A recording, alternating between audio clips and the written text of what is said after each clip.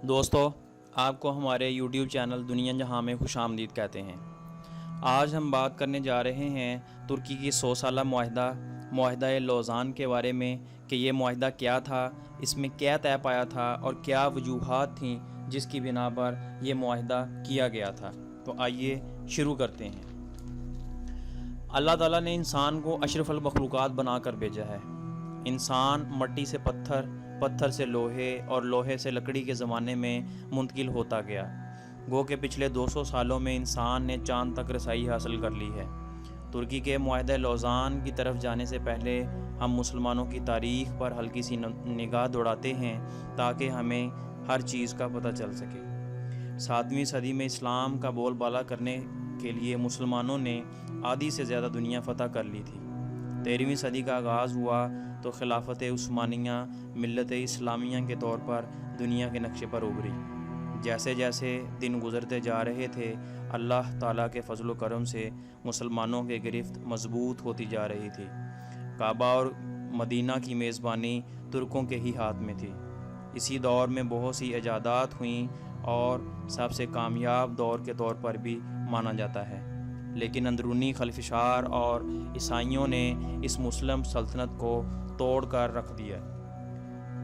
اگر تاریخ کے اوراق کو پلٹ کر دیکھا جائے تو سلطنت عثمانیہ کے خاتمہ کی ایک اور بڑی وجہ پہلی جنگ عظیم بھی تھی۔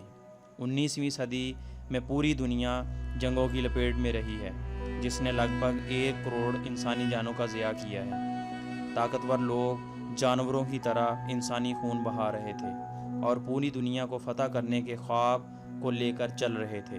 ایسے میں کئی عالمی طاقتوں میں معاہدے طے ہوئے، لیکن اس کے باوجود کئی علاقوں میں جنگیں جاری رہیں۔ پہلی جنگ عظیم میں چونکہ سلطنت عثمانیہ جرمنی کے اتحادی کی حیثیت سے سامنے آئی، لیکن بعد میں جرمنی کو جنگ میں شکست ہوئی تو سلطنت عثمانیہ کے لیے بڑی مشکلات پیدا ہو گئیں۔ اس وقت تک بہت سارے علاقے سلطنت عثمانیہ سے الگ ہو چکے تھے۔ چنانچہ 10 اکتوبر 1920 کو سلطنت عثمانیہ اور اتحادیوں کے درمیان ایک معاہدہ طے پایا۔ اس معاہدے پر عثمانی سلطنت نے دستخط کر دیے، لیکن ترکی کی جمہوری حکومت اسے ماننے سے انکار کر رہی تھی۔ اس معاہدے یعنی معاہدہ سیورائے پر عمل نہیں ہو سکا۔ مصطفیٰ کمال پاشا، جو کہ عثمانی سلطنت میں ایک فوجی تھا، ترکوں نے اس کی قیادت میں جنگ آزادی کا اعلان کر دیا۔ یہ آزادی برطانیہ اور قسطنطنیہ یعنی موجودہ استنبول سے لینا تھی۔ اس معاہدے سے پہلے ہی ترک حجاز یعنی سعودی عرب کو آزاد ملک تسلیم کر چکے تھے۔ ترکی کے مخالفین یکے بعد دیگرے ترکی پر وار کر رہے تھے۔ مغربی اناطولیہ میں یونانی افواج پیش قدمی کر رہی تھی۔ ترکوں نے مصطفیٰ کمال پاشا کی قیادت میں روس سے معاہدہ کر کے دوستی کا ہاتھ بڑھایا اور یونانیوں کو پیچھے دھکیل دیا۔ جیسے ہی ترکی کا معاہدہ ہوا تو جنگ عظیم اول کے اتحادی، جو کہ ترکی کی ایک نہیں سن رہے تھے، مذاکرات کی دعوت دینے لگے۔ 24 جولائی 1923 کو سوئٹزرلینڈ کے شہر لوزان میں ایک معاہدہ طے ہوا۔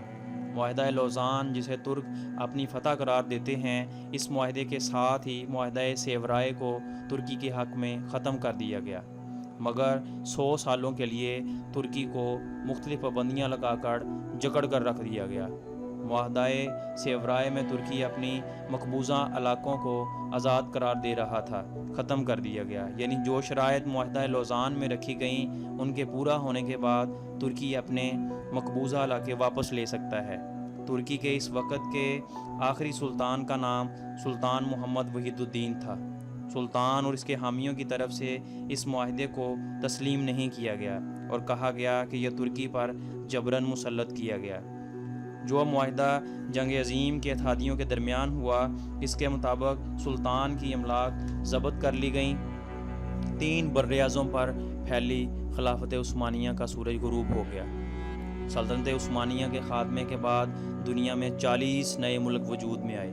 اس وقت کی خلافت عثمانیہ کے اقتدار کے نیچے چلنے والے یہ ملک تھے: عراق، شام، ارمینیا، اردن، فلسطین، بلغاریہ، یونان، رومانیہ، سعودی عرب اور مصر جیسے ممالک اس سلطنت کے حصہ سمجھے جاتے تھے۔ یہ سلطنت ہی مسلمانوں کی قوت تھی اور مسلمانوں کے وقار میں بلندی کا باعث بھی تھی۔ یہی وجہ تھی سلطنت عثمانیہ کے وقت دشمن کو مسلمانوں کی طرف آنکھ اٹھانے سے پہلے کئی 100 بار سوچنا پڑتا تھا، مگر معاہدہ لوزان کے بعد ترکی پر شرائط و پابندیاں لگا دی گئیں جس نے سارے نظام کو مفلوج کر کے رکھ دیا۔ آئیے ہم جائزہ لیتے ہیں کہ معاہدہ لوزان کی شرائط کیا کیا ہیں۔